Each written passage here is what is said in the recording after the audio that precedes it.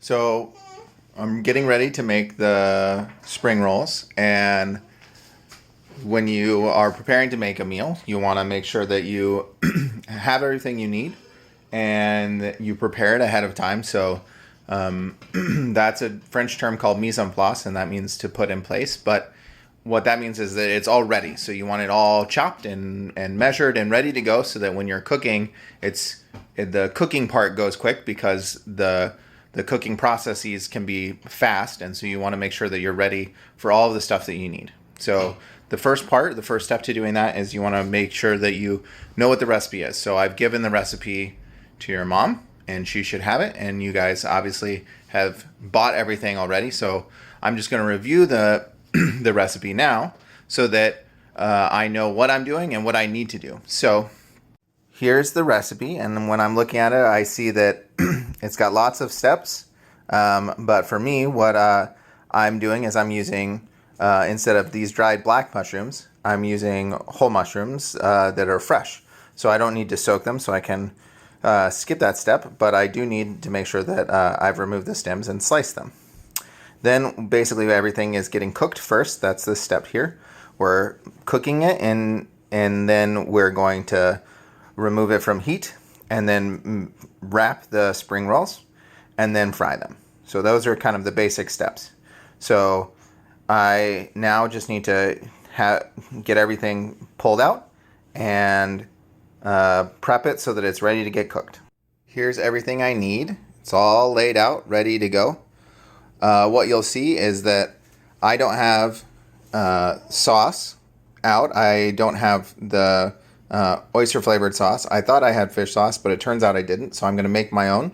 You guys obviously don't have to do that step if you got the oyster flavored sauce, but I don't have it, so I have to make my own kind of Asian inspired funky sauce to go into it. In addition to the regular ingredients, right, I've got the cabbage and the sprouts, the wrappers, the green onion. We're doing chicken instead of pork. I have cornstarch right there that I'll turn into a slurry, which is what I asked for, the cornstarch with cold water. I've got my mushrooms and my stock. I also have bowls. So it seems kind of silly maybe, but it's important to have containers available so that as you are prepping stuff, it's ready to go. And then once I'm putting those into the pan to cook them, it'll be easier to see what I've got and put it in the right amount into that. And then obviously I also have my knife and my cutting board. One last thing before I start prepping is basically a simple food safety thing, and that's that you don't want to prep vegetables and raw meat on the same surface and with the same tools. At home, it's not as big of a deal because you're going to be constantly washing things, and so it's not just sitting out or whatever. But for our purposes, because this does have meat and veggies in it, what I'm going to do is I'm going to prep all of the veggie stuff and the stuff that doesn't involve meat, and then I'll prep the meat. Okay? So as we go through, I'm going to prep everything basically in the order it is on the recipe, with the exception of the meat, and then I will do the meat last. Okay? So here we go. Okay, so I'm using baby portobello mushrooms, and it calls for 6 dried mushrooms, but I'm going to use 6 fresh mushrooms. So when you're prepping the mushrooms, this asks to remove stems and just have the caps. And the reason that you would do that is that the stems tend to be a little crunchier. So what you can do is you just hold the top as the cap, and if you push on it, I just push on the stem and it popped right out. And remember, we've got our compost or trash bowl, and you can put all of your stems in there. So these come out real quick, and then we'll give them a rinse in the water. So you can see that I've washed them and I set them to dry on a paper towel. I'm going to set them aside and start slicing them. The recipe says to slice thinly. I'm going to set my paper towel aside because I'll use that when I clean other veggies. So I'm holding my knife, and one of the things that I wanted to point out is how I'm holding my knife. So this is a chef's knife. It's, I think, 8 inches long. The important part is you want a knife that is big enough to chop through stuff, and it's got a straight edge like this. It's not serrated like you might think of as a steak knife. That's the only big thing that you want to do. So when you're holding a knife, you put your finger, your thumb and your index finger on the blade itself, because this gives you more control.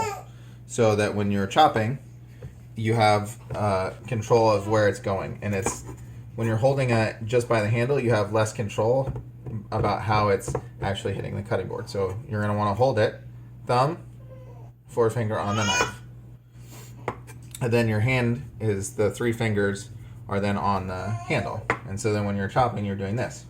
One of the other bits about chopping is that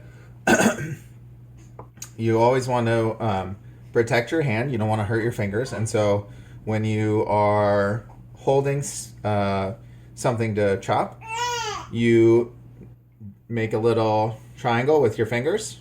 See my 3 fingers? And so that pops your knuckle out. And so that when you cut, you push the knife up against the edge of your knuckle so that it's on the flat part. And when you're chopping, it keeps you from hitting your fingernails, which is the most dangerous part. The other bit is that when you're chopping, it's really kind of a rocking motion. So you're going like this, and you don't ever lift the blade up like this. So some things, like the cabbage, when I cut it, it's really big, so you got to start up on the really tall and go down. But for the mushrooms, when you watch me do it, I'm going to be slicing, and it won't really be lifting the blade. It'll be kind of a rocky motion back and forth. And the other thing to remember is that when you first start cooking, you are going to be going slow, and it's not going to be as pretty maybe as I do it, but that doesn't mean that you're doing it wrong. It just means that you have less experience in doing it. So the more experience you have, the faster you can do things, the safer you can do it, and the more consistent you'll do it, because consistency is important when you're cooking, so it all cooks at the same time. Okay, so now I'm going to start slicing the mushrooms, and I want to slice them thin. So I've got my fingers, and I set them on my mushroom, and I slice.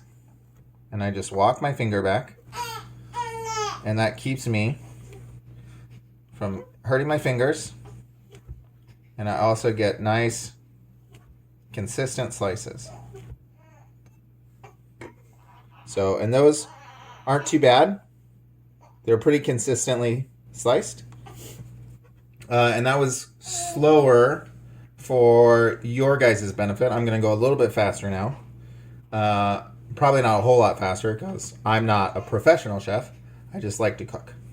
The other important thing about cutting is you've really got to be focused while you're doing it, so you don't hurt yourself or hurt somebody else, because knives are sharp and, potentially dangerous if you don't know what you're doing and you're not paying attention. So you've got to be very careful. One of the things I'll point out to you is that as I went, you can tell that maybe these aren't as even. I got kind of a thinner one and a thicker one, and it's because I was going faster. So as you're going, if you go slow, that'll be very consistent. And consistency when cooking is good. Okay, that's the mushrooms. So with cabbage, it's not as useful to wash it because it's so tightly wrapped. So what I usually do, and especially now that we're dealing with the potential for people to get sick easier, is I just remove the outer layers, and then I don't have to worry so much about whether the vegetables are clean or not. Other vegetables I'll wash with water and scrub, but not cabbage. And one of the things that you want to remember before you start doing this is to have a place to put it. So we have our compost bin here, and you'll see me just putting stuff in here as I go. So the cabbage grows off of a stalk, and this is where it's cut off and where you sell it from. And so we're not going to be able to eat it or use it. So the first thing that I would do is I'm going to cut all the way through and remove it, and then I'll have a nice really flat spot to set it so that I can then chop the cabbage in quarters, and then from quarters then I'll do the other cuts that we need for the egg rolls.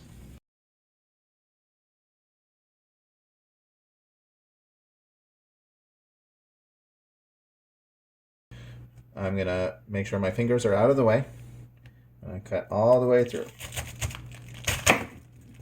It's one motion, and that's important. You don't want to saw. You want to go all the way through. Okay. And then in the same way, make sure my fingers are out of the way. And then turn it. And now I have a cabbage in quarters. So we now have a quarter of a cabbage. We only need a cup of shredded cabbage in this recipe. And so for me, I'm guessing that that's about a quarter of a cabbage.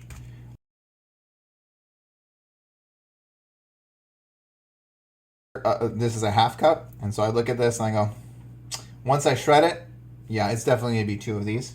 So shredding is basically just slicing like I did with the mushrooms, but because the cabbage was so big, I had to get it into a kind of a smaller, more manageable size. And now I'm just going to slice through these the same way that I sliced through the mushrooms.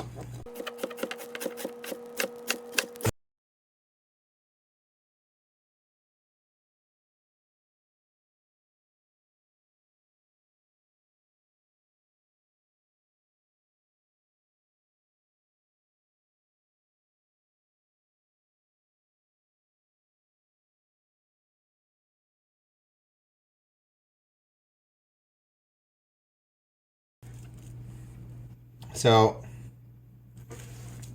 you can see that the top bits are flaky, but this interior bit is a little more chunky. So I'm going to slice through this again because nobody wants a big chunk of cabbage like that. But first I'm going to kind of remove the lighter green pieces because those are already shredded pretty well. So those came off pretty easy, right? And they're these like long, thin shreds. But these are still chunky. So now I'm going to go over this, going the opposite direction. So I went this way, and I'm going to cross it, and I'm going to go this way. And the biggest thing when you start to get to stuff that's hard to hold with one hand is that as long as you tuck your knuckles in, you'll keep your fingertips safe. And the fingertips are where you're going to get hurt if you're not paying attention when you chop.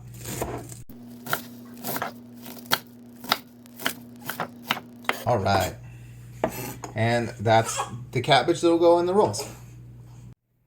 So the next item in the recipe is green onions. So I've got 2 green onions here. So the biggest thing is that I'm going to remove kind of the outer shell like I did with the cabbage. That's going to take off one of these guys. It's usually the ugliest. And it pops off pretty well. Sometimes it'll clump at the bottom. And you just want to remove all that. And do the same thing for the other one.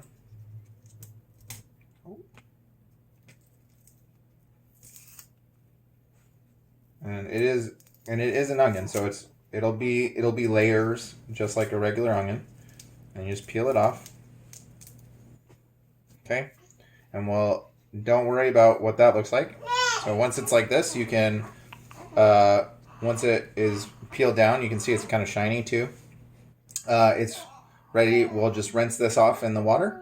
And I will remove kind of the dead end. So like this is nice, a nice spring end. This one here, it's a fine, pointy, thin bit, but this one is all beat up and gross. And so you don't want any of these. They're not as flavorful.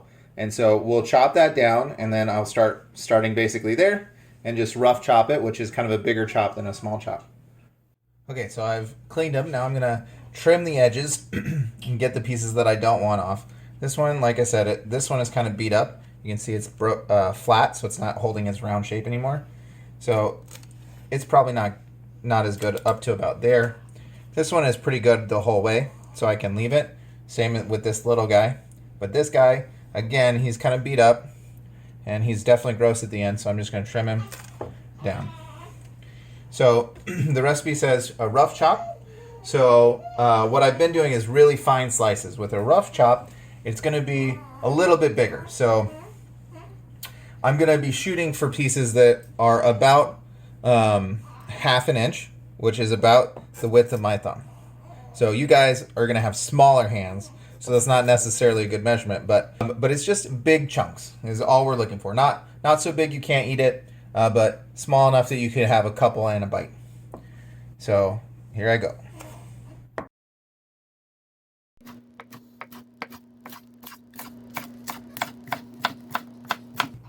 And then when I get down to the white part, this is really dense, And obviously I don't want the root bit, so I'm going to chop it a little bit smaller because it's very different at the top where there's a hole and you can see through it versus the part at the end where it's solid onion all the way through. So we're going to chop it a little bit thinner down at this edge, but still pretty big. And then I just leave these, and these go into our compost.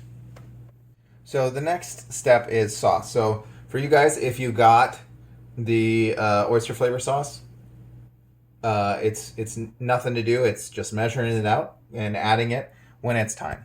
For me, because I don't have that, I'm going to make a sauce of my own. So what I've got is soy sauce and rice wine, and then Worcestershire, which might sound a little bit weird, but the idea with oyster sauce is that it adds a little, just like earthy, but it also maybe a little oceany. And one of the things with Worcestershire sauce is that it also has that same flavor component. So even though it's not an Asian ingredient, it's going to help me take these two very Asian ingredients and give it that same flavor profile. So I need 2 tablespoons of sauce, and I'm going to do that primarily with soy sauce. So I've got a tablespoon here, and I'm measuring there.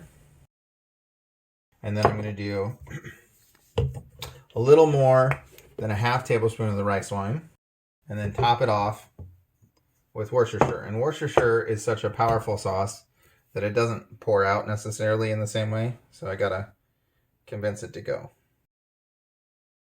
So one of the other big tenets in cooking is that not only do you want to try to be clean as you go, but you also want to taste stuff. So I'm gonna mix this and then give it a taste and make sure it is the flavor profile that I want. Yep, I think that's going to work just fine. So the next ingredient in the recipe list is bean sprouts. So I couldn't find bean sprouts, but I have these sprouts. And I think sprouts in general are going to add crunch and texture to the roll, but this specific kind isn't as important. So if you got bean sprouts, that's great. They're going to look a little bit different than what I've got, but it's the same process. So you just want to make sure that they're clean, which can be a little bit of a challenge because they're so clumpy. So like when I pull this, they all kind of want to stick together, right? So I'm going to pull this out, and I'm going to use about half of this because I need a cup, and that is about half of what I've got here. So you can see that they kind of all want to stay together, right? And this is okay, but I want to make sure that I get them nice and clean. And so what I'm going to do, I'm going to tilt them on their side like this and do one chop through it and then just pull it apart. So now I can just rinse it off and drain it, and they'll be ready to go. So the last non-meat ingredient on the recipe that isn't just measuring is the cornstarch and water. And when you mix cornstarch with water, that's called a slurry, and that's designed to make a thickened sauce. So what we're going to do is we're going to take a teaspoon and a half. So I've got a half teaspoon. So I got 1 teaspoon, and a teaspoon and a half. And the sink. I got a teaspoon and a half of cornstarch, and then I've got water, and I'm going to do a tablespoon of that. So it's not critical that you get exactly a tablespoon, but you want at least a tablespoon so that there's enough for the cornstarch to blend in with the water. It's usually called hydrating. Basically, that all of the molecules of the one solid, in this case cornstarch, have had a chance to absorb into the water. And so like I can feel that there are chunky bits as I stir and I mix. And so I'm just going to keep stirring until I can't feel any bits stuck around on the bottom. And then that's how I'll know. It kind of looks like milk, but that's just cornstarch and water. And once that gets added to a sauce, it'll make it nice and thick. So the recipe calls for pork, but we don't eat pork. So this is me making it out of chicken. The important part is I'll show you how to take the meat and julienne it. So it calls for a ½ pound of meat. I've got 2 chicken breasts here, and the whole thing weighs 1.5 pounds. So I'm estimating that one of these is about 3/4 of a pound. The other one's the 3/4 of a pound. So I'm going to take the smaller of the 2 chicken breasts and julienne it. So the important part is to understand how to julienne. And julienne is basically on thin strips. So I'm going to break into this and start chopping it up. So there's always a little bit of extra moisture when you open a package of meat of any kind. And so I'm just taking a paper towel to dry off one of the chicken breasts. And I think this guy is the smaller of the 2. So I'm just going to dry him off and set this guy aside. He'll go in a plastic bag and I'll make something else out of him. So with any meat, you want to trim it. This is trash. And it's contaminated. So what's important to understand about that is that this has potentially dangerous stuff on it, because meat when it's raw is much more dangerous than veggies because it's got all sorts of things like salmonella in it. So I'm going to go through this way and then I'll be back. So now I'm going to trim the chicken. I'm going to trim it before I actually do the julienne, and that's because there are pieces that I'm not going to want when I'm eating it. So in the same way that you wouldn't want a tough piece of any kind of meat in a spring roll, you're not going to want a tough piece of chicken. And so what I'm going to do is I'm going to trim off the fat. So you can see that there is, well, like this is all of the meat, but then there's this white stuff. And when you're frying it whole, or there's a big, or there's other ways of cooking that this would be fine, but for what we're doing, because it's going to get cooked and then wrapped in something else, we don't want any of these chewy bits because it's not going to have a chance to break down while we're cooking. So I'm going to want to trim the meat, and so the easiest way to do that is to pull the fat, if you can, away from the meat and run the knife on the edge of the meat so you're not getting it, so that there's a clean edge. And I just got rid of the fat because I want to keep as much meat as possible, and I'm just going to do that everywhere else. I see a little bit of fat so that when I'm cutting through it, once I've actually started julienning it, it doesn't have any issues.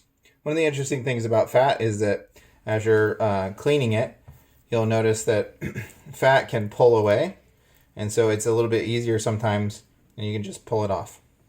Doesn't even have to be cut.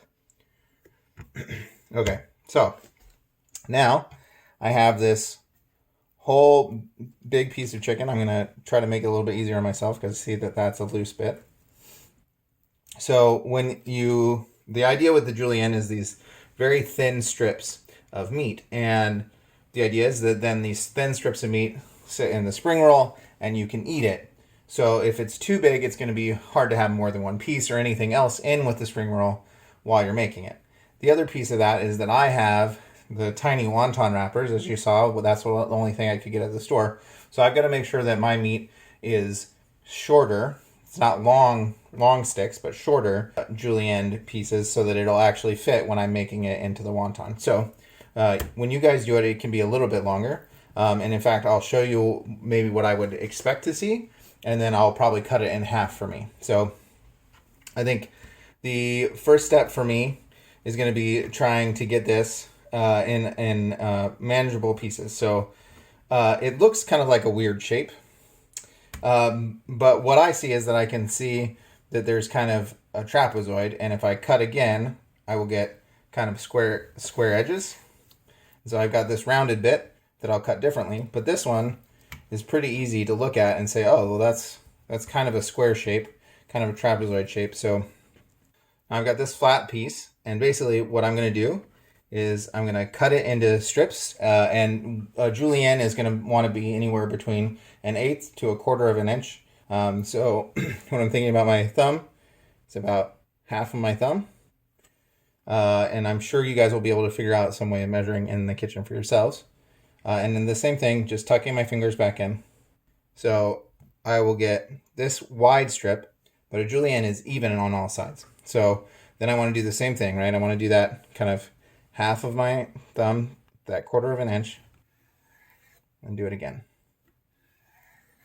so that I get strips. And so then that's what you start to get, is these kind of long strips of meat.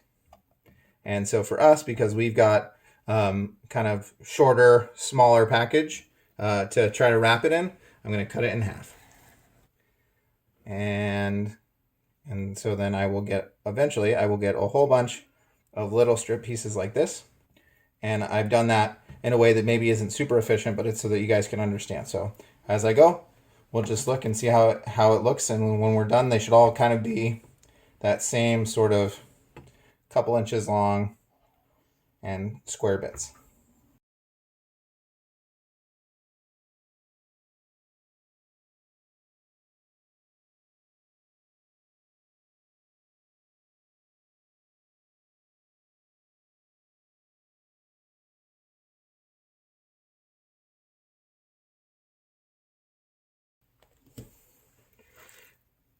And now I have a whole bunch of chicken that is the right shape and size. That's all julienne. There you go. Now that I've prepped everything, this is my cooking setup. You can see that I've got all the veggies I cut, plus the cornstarch, the sauce. I've got the pepper over there. That's 1/4 cup ready for the chicken stock. And I have the oil here, which is going to switch sides. And then I've got 2 pans. So I've got the pan, this one here, I'm going to cook it in. And then we're going to let it cool. And then this one, I will add more oil in. And this one will be the pan that I fry in. And then on this side, I've got the recipe. And I also have the camera lady. And it's important to have help in the kitchen so that you have somebody who can help you. So if you look, you can see that this recipe has a whole bunch of steps, right?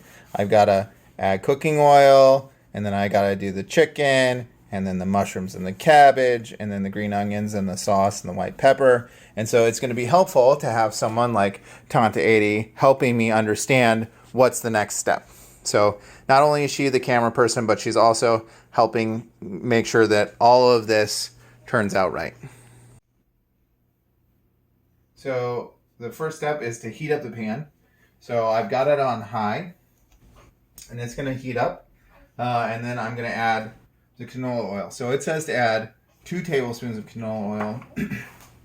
But with cooking oil in this way, instead of in deep frying, it's okay to kind of eyeball it. The idea is that you want to get enough oil into the pan that it can coat all of the edges that it needs to and provide enough heat dispersion to make the stuff that you want crispy and cook through the stuff that you want to cook through.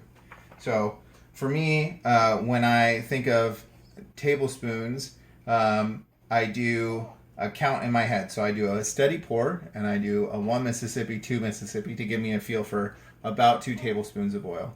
It's not something I need to pull a measuring spoon out for because oil is messy and it's never going to be right when you try to do it. So here I go. 1 Mississippi, 2 Mississippi. And that's about 2 tablespoons.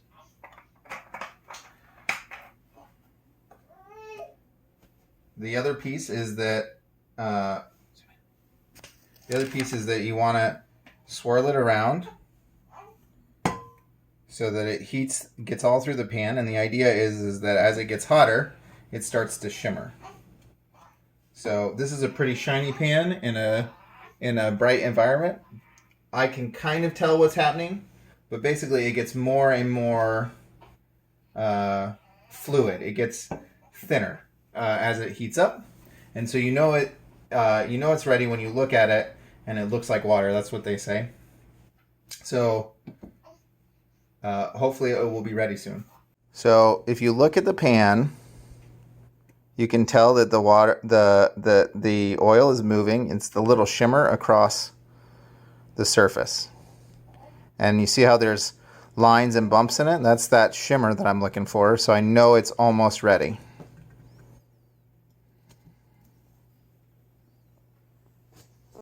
Okay, so the oil is really ready to go. It's exciting. The first step is to do the chicken, and we're going to do that for about 2 minutes. So I'm looking at my clock, and once I dump it in, there's going to be a lot of sizzling, and I want to start stirring it right away. One of the things about woks, and the reason that it's called stir frying, is that you stir and cook at a very high heat. So here goes. It's going to be loud, and then I'm going to start stirring.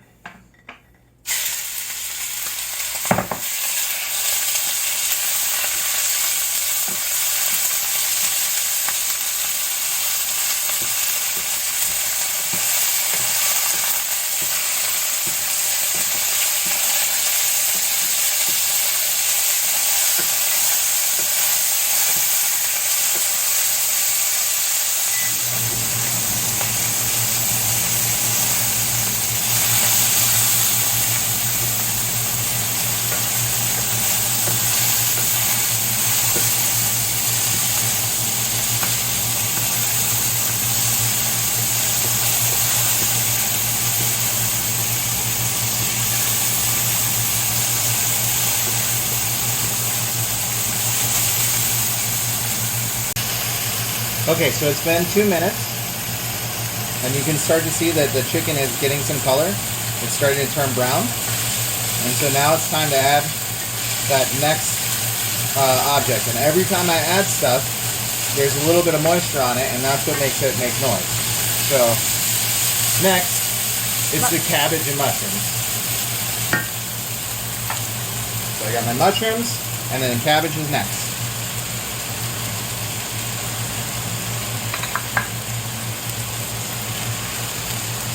And that's going to cook for another 2 minutes.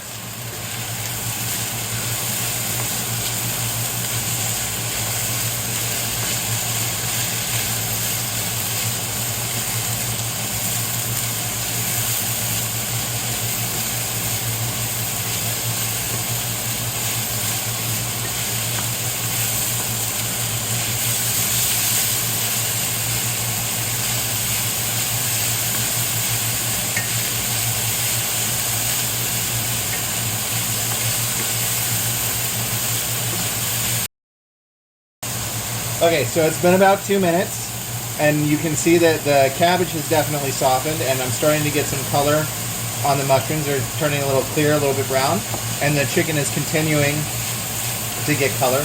You'll also note that there's starting to be a buildup of brown on the pan, and that's important.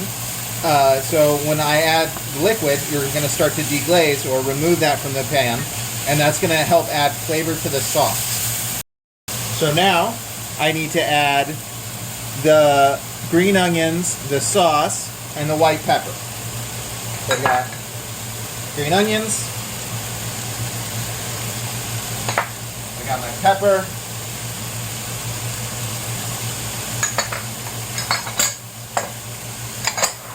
and I've got my sauce. And I'm going to cook this for about a minute.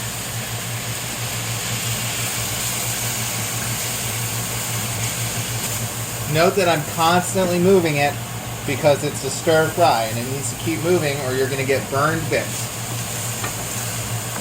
And we don't want burned bits. Also note that because I added liquid, that brown started to come off the pan. And that means all those flavors that we've started to develop are getting added to the veggies and the meat. The next step is chicken broth. And bean sprouts. So I didn't pre-measure the chicken broth because it's pretty easy to get a 1/4 cup. So I've got a 1/4 cup, and I've got the chicken stock going in. You can see it simmer, and then there go the sprouts. So right now I'm just trying to get all of the flavor that I just added and get it all over those bean sprouts. We're not cooking them as long because we still want it to be a little bit crispy so that when we take a bite of it, it's crispy on the inside and on the outside. Okay. So now, this is pretty thin. If you look at the bottom, that's pretty thin liquid. And so we're going to add the cornstarch slurry. So I had to take this off the heat because my cornstarch slurry solidified again. So one of the things that is important and the reason that I had to stop doing this and take a little break and re-stir is that when there's cornstarch, you want it to go into the sauce in the liquid because otherwise it'll make any kind of sauce you have in there seize up. It'll get clumpy and lumpy, and we don't want that. We want it to be nice and smooth.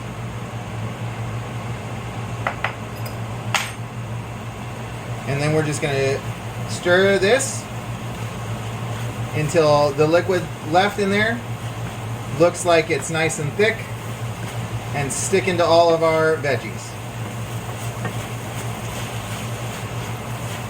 You'll also note that the veggies are starting to clump together.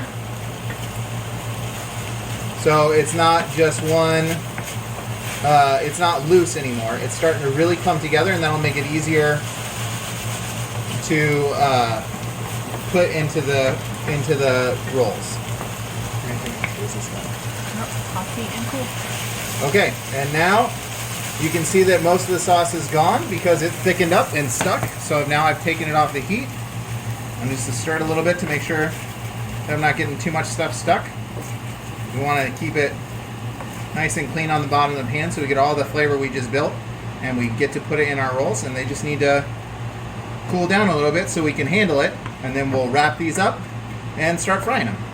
Here I've got my setup to wrap. I've got a little bit of water for my fingertips. I've got the wrappers and the filling. So the filling needs to be cool enough you can touch it, and I'm okay with touching this. So if I were to spread it out, it'll cool faster, and that'll help make it cooler faster so you can start to wrap them. You can see that I have a spoon in here, and this is because you should always taste what you're making to make sure that it tastes all right as you're going, so that you don't get to the end and go, oh, that's not at all what I thought. So, I'm going to try this. So when I taste this, I instantly think a spring roll, mostly because it's crunchy and it has the flavors that I'm used to tasting. So hopefully when you make it and you taste it, it's going to taste exactly right. Some of the things that you might run into is that it's maybe not salty enough, and you could add a little bit of soy sauce before you wrap it all up, so you get a little bit of salt, but also the right kind of flavor profile for Asian food. Okay, so obviously I have tiny little wrappers, so I have to do it a little differently. If you got the spring roll wrappers, you can do a lot more on there, but basically it's a burrito fold, and what we're going to do is we're going to put filling kind of in the bottom third of it. We're going to fold up, and then we're going to fold both sides over like that, like an envelope, and then you're just going to roll. So in the end, you get something that looks like that, but with filling. So, like I said, I'm going to take basically one scoop. That's about what I can fit on these tiny little wrappers. And even that might be a little bit much. This might be a little bit of trial and error. So I've got my filling, and I'm going to fold up, and I'm going to tuck the edges, and then I'm going to roll. I'm going to leave the point of it down, so this pointy side I'm going to leave down because it'll harden a little bit as it sits, and that'll make it stay together as I'm moving it around.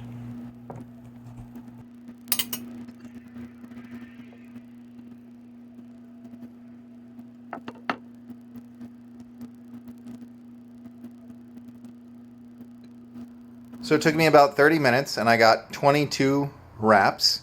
These are tiny. You guys should not have this many unless this is all you've got, and most of them turned out okay. You can see that a couple of them, the meat popped through, and so that'll be a little bit dangerous, so I'll probably do that one last. This is my setup. I've got my meat and my ladle. This is a slotted spoon with edges that's metal, so it won't get damaged by high heat. I've got my pot with oil in it. You only need a couple inches. You don't need to fill it all the way up. This happened to be the last of my canola oil, and I think it's just the right amount. And I also have a splash screen to keep me safe. I'll remove it when we film the actual heat so you can see it, but when I'm cooking the rest of them, it's going to be on to keep the kitchen clean.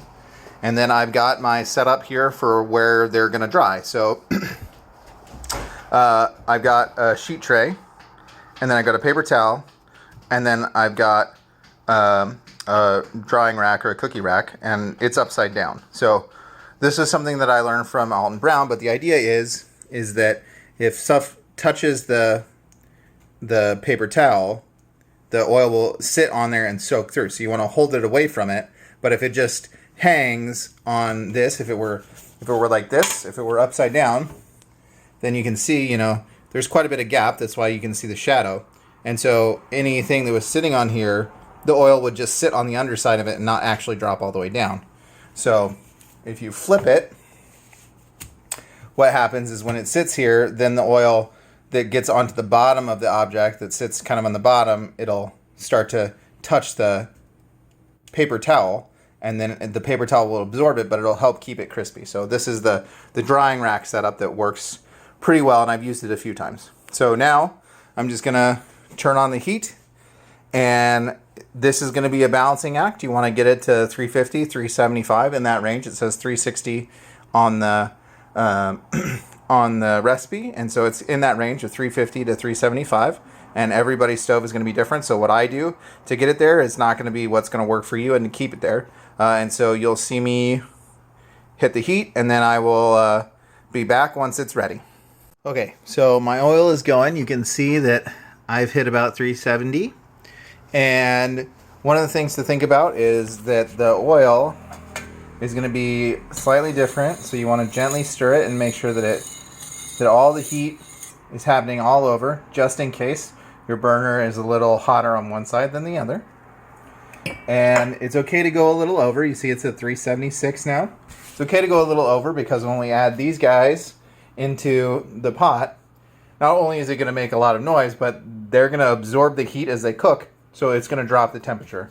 So I'm going to remove this, and I'm not too worried about the temperature. Now that I know that I've got it up to temp, I'll keep the thermometer nearby so that as I go, I can check it every now and then, but it's just going to be eyeballing it and making sure that it seems to take about 2 to 3 minutes for these guys to cook. So I'm going to film the first two or three, and then after that, I'm just going to show you the finished product. So here it goes. So I've loaded up 4 onto my slotted spoon, and I'm going to take it over to my oil. I'm just going to gently set them in, and you can hear that they start to make noise. And I'm going to dump them in.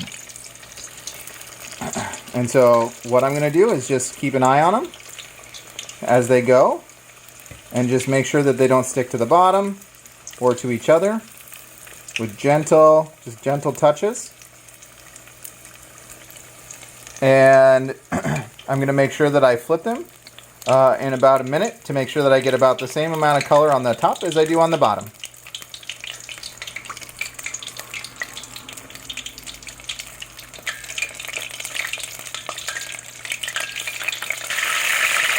You can see it's darkening it up, and it's gotten quite loud. So the oil is probably a little too hot, but luckily the food's cooked through. So as long as I'm happy with the color on the outside, they can be done whenever they're done because it's not a health risk to pull it early. So now I'm going to pull them out. Remember that as you pull things out, they'll get darker as they cool. And I'm just going to set them on the rack.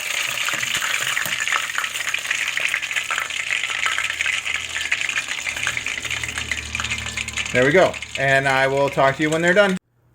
So here's the finished product. This is our plate of little mini egg rolls / spring rolls. They turned out pretty good. You just need to remember to give them a few seconds to dry before you set them on, and by seconds I mean minutes.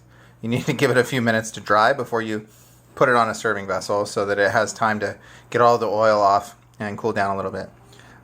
You can serve these with a sauce if you want. It could be anything from a pre-made sauce like the hoisin that we got for the other recipe, or just simple soy sauce. We're going to be reusing a spicy sauce that we got from a chicken place, but it'll work really well with these because it's the same flavor profiles. So I hope you enjoy these, and I will talk to you again when I start the other recipe.